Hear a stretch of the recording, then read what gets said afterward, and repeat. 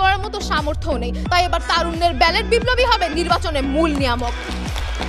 মানুষকে লক্ষ্য করুন, এই যে 18 থেকে 33 বছর বয়সী অর্থাৎ তরুণ ভোটারদের কথা বলছি, তাদের কিন্তু নির্দিষ্ট কোনো ভোট ব্যাংকই নেই, কারণ তারা তো বিগত 3 নির্বাচন ভোটই দিতে পারেনি। ব্র্যাক ইনস্টিটিউট অফ গভর্নেন্স বলছে আগামী নির্বাচনে তরুণ ভোটারদের মধ্যে 97% তরুণ ভোট দেওয়ার জন্য মুখী আছে। অর্থাৎ মানুষকে একটি গোষ্ঠীর যদি 40% একদিকে থাকে, তাহলে তাদেরকে কি আপনি কেবল একটি অংশ বলবেন?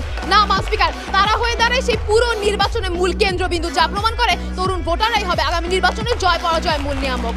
স্পিকার দেখুন, 1991, 96, 2001, 2008 নির্বাচন বিশ্লেষণ করলে দেখা যায় রাজনৈতিক দলগুলো যে নির্দিষ্ট ভোট ব্যাংক রয়েছে সেটি বাদেও 17 থেকে 25% সুইং ভোটারের উপর নির্বাচনের ফলাফল নির্ভর করে। এবং ইউথ সামিটের তথ্যসূত্র অনুযায়ী বাংলাদেশের সুইং ভোটারের সংখ্যা 30% স্পিকার। এবার চলুন আপনাকে আমি একটি বাস্তব উদাহরণ দিই। বাংলাদেশে গড়ে একটি জাতীয় সংসদ আসনের জয়ের ব্যবধান কিন্তু কখনো মাত্র 100% হয় না। একটি আসনের জন্য জয়ের ব্যবধান হয় মাত্র 5 থেকে 12%। এবার আমি তরুণদের সংখ্যাগরিষ্ঠতার ব্যাপারটা বাদই দিলাম, তারপরও তাদের মধ্যে যদি শুধু 15 থেকে 20% নিজেদের ফলাফল বদলায়, তাহলে সেই আসনের ফলাফল বদলে যাবে স্পিকার, যা প্রমাণ করে তরুণ ভোটাররাই হবে আগামী নির্বাচনের জয় পরাজয়ের নিয়ামক। স্পিকার দেখুন, কেন আমরা বলছি তরুণ ভোটাররাই আগামী নির্বাচনের গেম চেঞ্জার। আসুন দেখুন রাজনৈতিক বিশ্লেষকরা কি বলছে।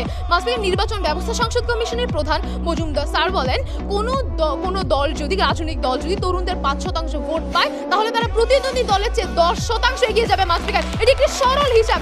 এরপরও বিরোধী দল কি করে বলে যে তরুণ ভোটার আগামী নির্বাচনে জয় পরাজয় মূল নিয়ামক হবে না?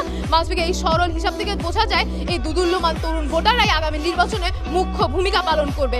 2020 সালে থাইল্যান্ডে মুভ ফরওয়ার্ড পার্টি যে শুধুমাত্র পুরো গোষ্ঠীর মাত্র 14% ভোট দিয়ে তারা ইতিহাস গড়েছিল জয়ী হয়ে, আর সেখানে বাংলাদেশে 14% নয়, সুইং ভোটারের পরিমাণ 27%-এরও বেশি। স্পিকার, তাহলে এটি বলাই বাহুল্য যে তরুণ ভোটারে আগামী নির্বাচনে জয় পরাজয় মূল নিয়ামক হবে।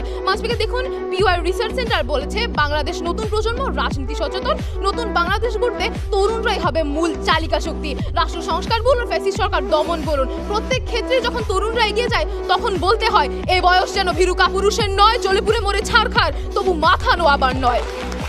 স্পিকার, শেষ করব, তবে তার আগে কিছু কথা বলতে চাই। 17 বছর ফ্যাসিস্ট শাসন আমলে দেশটাকে বাপদাদা তালুক মনে করে 28 লক্ষ কোটি টাকা পাচার করেছে হাসিনা পরিবার। ব্যাংক লুট, দুর্নীতি, গুম, খুন, হত্যা, শাপলা চত্বর